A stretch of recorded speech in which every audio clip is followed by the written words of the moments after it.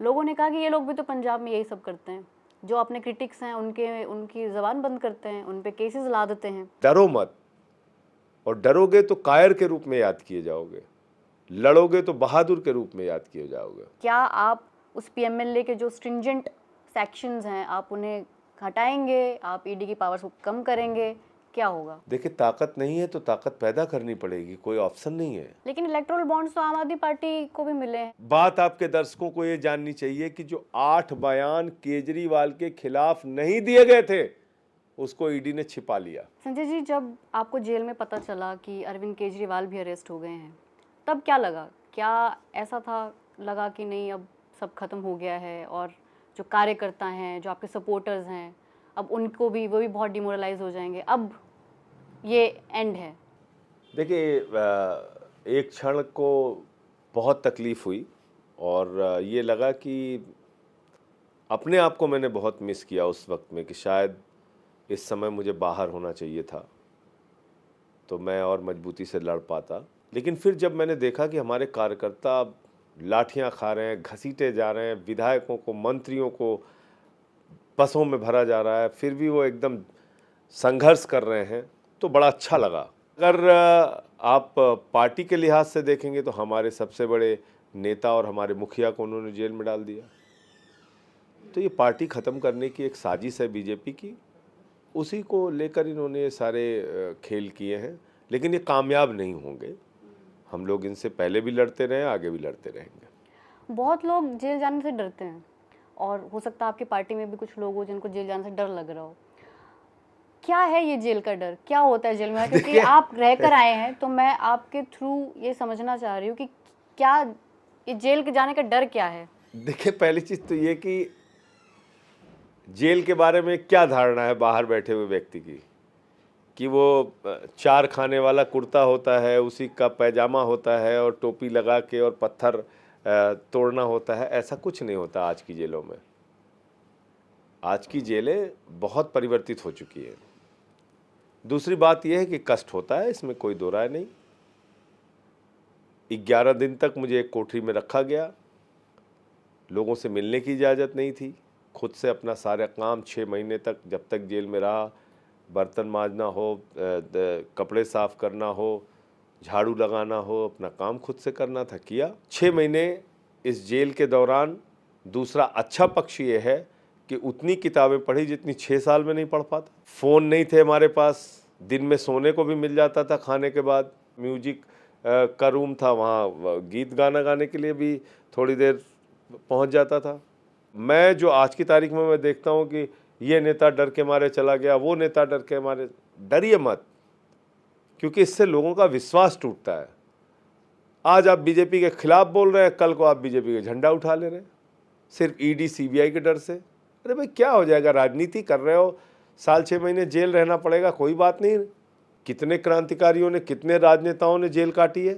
पहली चीज़ तो मैं ये लोगों से कहूँगा कि इस वक्त जो देश के अंदर एक तानाशाह सरकार है, जो निर्वाचित सरकारों को तोड़ती है, गिराती है, विधायकों को खरीदती है, डराती है, धमकाती है, डरो मत, और डरोगे तो कायर के रूप में याद किए जाओगे, लड़ोगे तो बहादुर के रूप में याद किए जाओगे। बहुत सारी योजनाएं लाई है आम आदमी पार्टी की सरकार और छोटे मोटे आरोप लगते भी रहे, भाजपा लगाती रही कि इसमें घोटाला हुआ, ये हुआ है। लेकिन ये ऐसा एक जो दिल्ली शराब नीति जो आई, उसमें ये ऐसा हुआ कि ईडी ने इस पर इतनी बड़ी कार्रवाई की, तो कहीं कोई कुछ तो हुआ होगा कि ईडी को इतनी बड़ी कार्रवाई की, किसी और में तो नहीं कि किसी और योजना में जिस पे घोटाले के आरोप लग रहे थे। देखिए, अभी दिल्ली में तो मुझे लगता है कि हंसी घोटाला भी आ जाएगा किसी दिन, कि 15 मिनट हंसने का टाइम है आम आदमी पार्टी वालों को, ये तो 18 मिनट तक हंसे। तो इसलिए हमारे खिलाफ आज से नहीं, 2015 से लगे हैं ये लोग। आपको याद होगा 15 में भी सीबीआई का छापा पड़ा था केजरीवाल जी के दफ्तर पे। हाँ, तो इस बार कोई लूप होल आप तब भी इस्तीफा मांग रहे थे ना। मैं आपको बता रहा हूँ ना। अब आप केस के बारे में 5 मिनट का समय दीजिए, मैं समझा देता हूँ पूरा। ये तस्वीरें देख लीजिए, ये मंगुंटा रेड्डी है मोदी जी के साथ, जिसको शराब का घोटालेबाज कह रही थी ईडी, और इसके बेटे को गिरफ्तार किया था शराब घोटाले में। और ये प्रधानमंत्री की 2024 में प्रधानमंत्री की फोटो लगा के वोट मांग रहा है। ये मंगुंटा रेड्डी साहब जो हैं, इन महोदय को 16 सितंबर को पहली बार इनके यहाँ छापा पड़ा ईडी का। इनसे पूछा गया केजरीवाल जी को जानते हो, मिले थे उनसे? इन्होंने कहा हाँ मिले थे, चैरिटेबल ट्रस्ट की जमीन के मामले में। दूसरा, 10 फरवरी को इनके बेटे को गिरफ्तार कर लिया गया, राघव रेड्डी को। 10 फरवरी से लेकर 16 जुलाई तक राघव रेड्डी के 7 बयान लिए जाते हैं, मंगुंटा रेड्डी के 3 बयान लिए जाते हैं।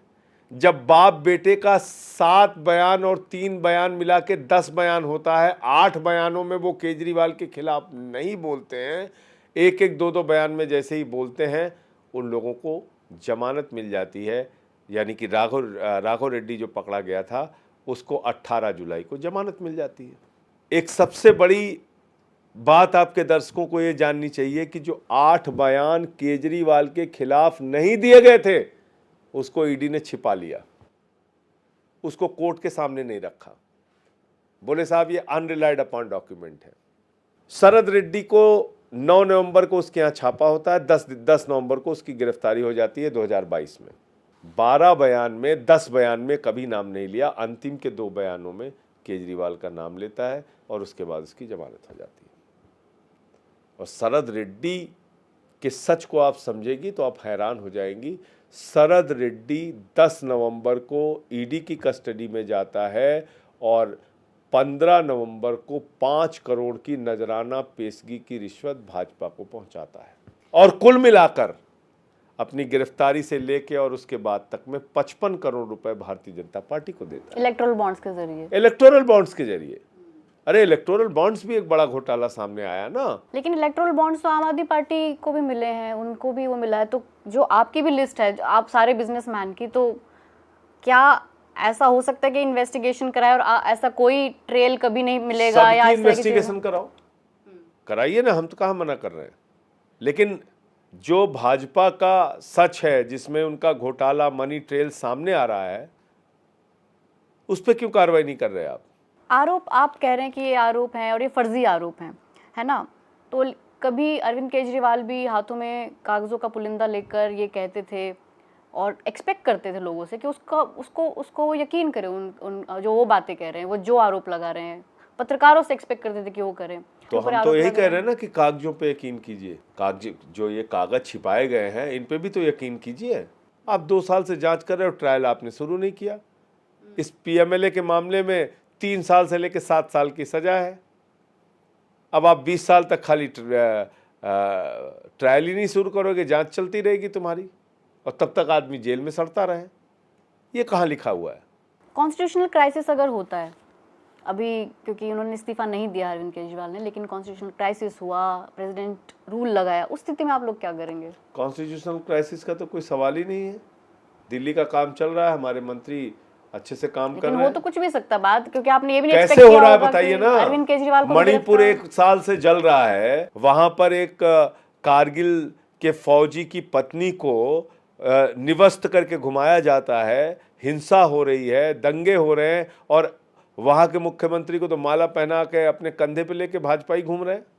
दिल्ली में जहां पे कि बिजली फ्री, पानी फ्री, शिक्षा फ्री, स्वास्थ्य फ्री, बुजुर्गों की तीर्थ यात्रा फ्री, माताओं बहनों के लिए बस की यात्रा फ्री, 1000 रुपए की आर्थिक सहायता की योजना।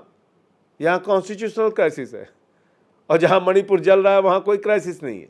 आप कह रहे हैं कि एजेंसीज को मिसयूज कर रही है बीजेपी, लेकिन ये आरोप तो बहुत सारे राहुल गांधी पे भी लगे हुए हैं, ममता बनर्जी पे भी लगे हुए हैं, तेजस्वी यादव पे भी लगे हुए। वो लोग तो जेल में नहीं है, उनके खिलाफ मिसयूज कैसे नहीं हो रहा है? मिसयूज हो रहा है ना, उनके खिलाफ भी लिख तो रहे हो, मुकदमे कर रहे हो, उनको बुला रहे हो, पूछताछ कर रहे हो। वो जेल में नहीं है, मतलब अरे आपके मुख्यमंत्री हैं, आपके और मंत्री हैं, डाल देंगे, उनको भी डाल देंगे। अभी 2 को डाला है, धीरे धीरे संख्या बढ़ेगी। मान लीजिए अगर इंडिया गठबंधन सत्ता में आ जाता है, आप लोग जीत जाते हैं, क्या समझ बनी है आपकी इन एजेंसीज को लेके? क्या आप उस पीएमएलए के जो स्ट्रिंजेंट सेक्शंस हैं आप उन्हें हटाएंगे, आप ईडी की पावर्स को कम करेंगे, क्या होगा? वो मामला अभी कोर्ट में माननीय सर्वोच्च न्यायालय में विचाराधीन है, उस पर फैसला आने दीजिए। जो सत्ता में है उसके हाथ में भी है, वो भी अमेंडमेंट करके चीजें चेंज कर सकता है। मैं कह रहा हूँ अभी न्यायालय पे भरोसा करते हैं ना, कोर्ट का फैसला आने दीजिए। आप कहते हैं ऑपोजिशन कहती है कि डेमोक्रेसी खतरे में, बहुत सारे नेता कहते हैं। तो क्या आज की जो मौजूदा ऑपोजिशन है, क्या उसमें इतनी ताकत है कि वो डेमोक्रेसी को बचा लेगी? देखिए, ताकत नहीं है तो ताकत पैदा करनी पड़ेगी, कोई ऑप्शन नहीं है। इंडिया गठबंधन इस बार चुनाव जीतेगा और बीजेपी हारेगी, एनडीए हारेगा, और इसी घबराहट का ये नतीजा है गिरफ्तारियां जो हो रही है। कोई भी राजनेता चुनाव के समय में ऐसे काम नहीं करता है जो काम मोदी जी कर रहे हैं। ये इनकी घबराहट, अगर ये 400 पार हो रहे होते तो क्या जरूरत थी उनको ये सब करने की, केजरीवाल को गिरफ्तार करने की और हेमंत सोरेन की। इसका मतलब घबराहट है, इसका मतलब मोदी जी जान रहे हैं कि नीचे सब कुछ ठीक नहीं है, क्योंकि पिछले चुनाव में 19 में तो सैचुरेशन पॉइंट पे था ना, सब हर जगह जीते ही थे, तो अब नीचे ही आना है जहां ऊपर पहुंच गए थे। क्या लगता है आपको, क्या ज़रूरी है डेमोक्रेसी के लिए, क्या ज़रूरी चीज़ें होनी चाहिए? देखिए, सबसे बड़ी चीज़ तो ये है कि भाई समानता का अधिकार दीजिए, लोगों की आज़ादी को छीनने की कोशिश मत कीजिए। अब हर एक चीज़ में रोड़ा अटकाने का, लोगों को तंग करने का, झगड़े कराने का, यही धंधा चला रखा है भाजपा ने। जो आप लोग आप आरोप लगा रहे हैं बीजेपी के ऊपर, जब अरविंद केजरीवाल की गिरफ्तारी हुई, तो मैं आपको वो कन्वे कर रही हूँ जो मैंने अपने आसपास सुना। लोगों ने कहा कि ये लोग भी तो पंजाब में यही सब करते हैं, जो अपने क्रिटिक्स हैं उनकी ज़बान बंद करते हैं, उन पे केसेस ला देते हैं, और ऐसे कई नाम हैं जिनके साथ ऐसा हुआ। ये जो लड़ाई है वो सिर्फ दो राजनीतिक पार्टियों की तो नहीं है, ये लड़ाई है डेमोक्रेसी को बचाने की है, ये लड़ाई है नैतिकता की लड़ाई है। तो ये आचरण अगर आम आदमी पार्टी की सरकार एक स्टेट में करेगी तो कैसे इस लड़ाई को आप जीतेंगे? देखिए, आम आदमी पार्टी की सरकार ने पंजाब के अंदर भी, मेरा अपना मानना है, कहीं दुर्भावना से काम नहीं किया। और आम आदमी पार्टी की सरकार पंजाब में बेहतरीन काम कर रही है। वहाँ भी हम शिक्षा के मॉडल पे, स्वास्थ्य के मॉडल पे भगवंत मान जी की सरकार काम कर रही है। और मुझे लगता है कि आज पंजाब की जनता ने 35-35 साल के बाद अपनी नहरों में पानी देखा है, तो हम काम कर रहे हैं। लेकिन और वो डेमोक्रेसी बहाल रहे वो भी तो जरूरी है ना, कि आप अपनी आलोचना को कैसे नहीं सुनेंगे? अगर डेमोक्रेसी है वो तो होगी ना, उनके ऊपर केस कैसे लादे जा सकते हैं? हमने तो जेल में भी रहे लोग 3-3-4 महीने जेल हमने काट तो के अपने हैं। मंत्री के खिलाफ मुकदमा भी किया वहाँ पे गलत माने के बाद। तो ऐसा नहीं है कि अगर दुर्भावना होती तो हम सिर्फ विपक्ष के लोगों पे ही कार्रवाई थोड़ी कर रहे हैं। हमको भी, जहां अपने भी लोग कोई गलत मिले तो वहां कार्रवाई। यहाँ तो सीधा बिना सिर पैर के एक तरफ से बस रौंदते चल रहे हैं सबको प्रधानमंत्री जी।